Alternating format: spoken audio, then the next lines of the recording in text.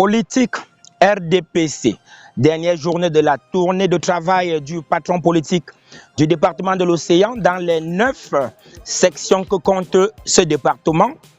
Nous sommes à l'instant à Campo où se tient une séance de travail très nourrie et une séance de travail au cours de laquelle une autopsie sans complaisance des cas d'indiscipline fortement décriés par le secrétaire général du comité central a lieu, et c'est l'occasion pour le ministre Jules Doré Ndongo de tirer la sonnette d'alarme et s'assurer que ces cas d'indiscipline ne se répètent plus pour la bonne vie du parti dans le département de l'Océan et surtout dans cette section Océan Sud continental. À présent, je vous invite à suivre cette attitude du ministre Jules Doré Ndongo, recueillie par l'équipe de Temps Fort sur Kribi Radio Vision. D'ailleurs, c'est votre département, le département de l'Océan, qui a été bien indexé avec le Djaï Lobo. Nous allons donc traiter ça en profondeur et je vais vous dire ce que le délégué chef de délégation permanente départementale en pense. Et comme dit monsieur le secrétaire général, dernier rappel avant la mise en marche de la commission de discipline. Au terme des opérations de renouvellement des organes de base, bien conduite, des bureaux des 10 organes ont été élus par les soins des militants, selon un mécanisme qui partait de la base au sommet. On partait des cellules, on passait par les comités de base, les sous-sections, et ensuite on élisait les bureaux dans un scrutin de liste. Ces bureaux ont été élus. Ils ont pris fonction. L'installation, qui n'est qu'une formalité, qui n'est d'ailleurs pas substantielle, est arrivée au mois de mars 2018. Je suis venu accompagner une forte délégation. Nous avons installé vos bureaux. Dans cette opération, comme dit le secrétaire général, c'est une opération comme au sport, quelqu'un doit gagner, l'autre doit perdre. Et comme je l'ai dit à Kribi, et même ici, les perdants d'aujourd'hui peuvent être les gagnants de demain. Les gagnants d'aujourd'hui peuvent aussi être les perdants de demain, ainsi de suite. Comment donc penser que des militants sont militants du RDPC seulement quand ils sont aux fonctions, puis après ils disparaissent? Alors, selon que vous êtes dans un camp ou dans un autre, on ne vous voit pas. Beaucoup plus grave, on peut mettre absent, mais on voit au moins sa contribution financière. Moi, j'en vois systématiquement, alors qu'on ne me voit pas à Campo. Donc, si les militants ont pensé que le parti leur appartient, je dis non. Je dis fermement non. S'ils ne veulent pas militer, c'est leur droit. Ils nous envoient leur démission. Ils peuvent. On ne fait pas de cadeau là-dedans. Et là, merci beaucoup. Le pays est plein de personnalités qui pensaient que dès lors qu'elles quitteraient le RDPC, le RDC va tomber. Je peux en citer. Je les connais. Je les ai rencontrés. Ils sont partis, elles, ces personnalités. On dirait que le parti a regagné davantage de vigueur et de vitalité.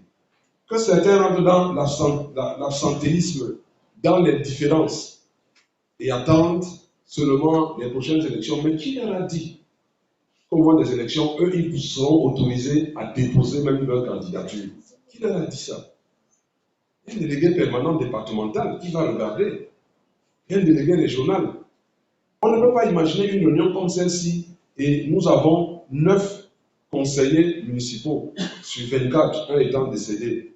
Nous n'avons aucun conseiller régional, mais le délégué départemental est venu.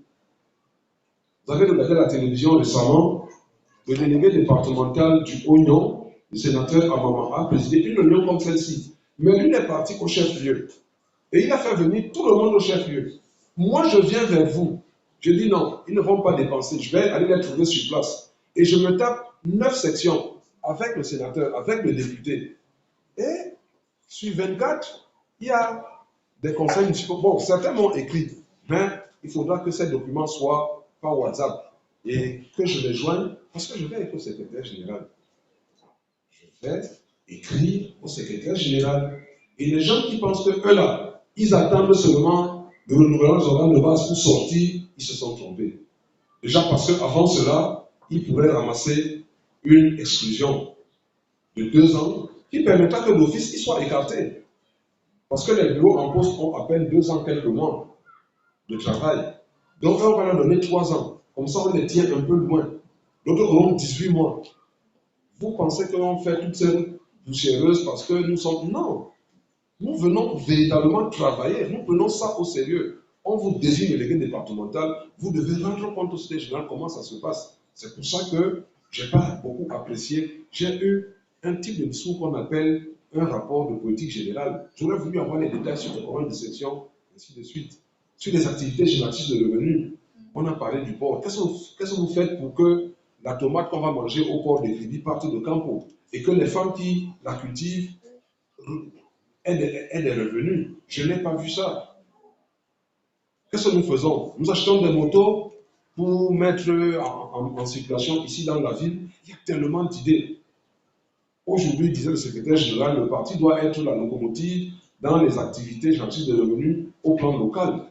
Tout ce qui est économique, c'est nous qui devons être en tête parce que nous avons divers leviers. Nous avons les élites, nous avons les délégués départementaux, nous avons. Le secrétaire général parle également de faire preuve d'humilité. De faire preuve d'humilité, l'humilité précède la gloire. Et c'est à ce moment que les gens qui estiment que le parti c'est eux, c'est leur propriété, c'est leur chose, ça leur appartient, et que s'ils ne sont pas là, personne ne peut bouger. Qui a dit ça? Le parti n'est pas votre parti. Le parti n'est pas celui des militants qui ont été recalés, comme dit le secrétaire général. Les informations que moi j'ai que quand on peut diviser en deux. Le président aborde ça vers la fin quand il dit qu'il y a des problèmes de manipulation, il y a des problèmes d'instrumentalisation des militants. Puis il parle de la santé sur le chronisme, chronique aux manifestations et autres. C'est de ça qu'il s'agit. La ville est divisée. Et après cette réunion, si je n'ai pas des correspondances où les militants me disent que c'est du passé et qu'ils sont résolument adeptes de la ligne politique tracée par le secrétaire général, dans tous les cas, un bon rapport sera fait. Et si les lettres arrivent, elle va souvent s'ajouter au rapport et le RG sera ce qu'il en fera. Mais moi, quand je pars, je voudrais des sanctions. Je vais obtenir des sanctions. Donc, qui a la parole? J'ai la parole ici. Merci. Ça fait partie de la discipline. Il n'y a pas deux RDPC. Il y a un seul RDPC.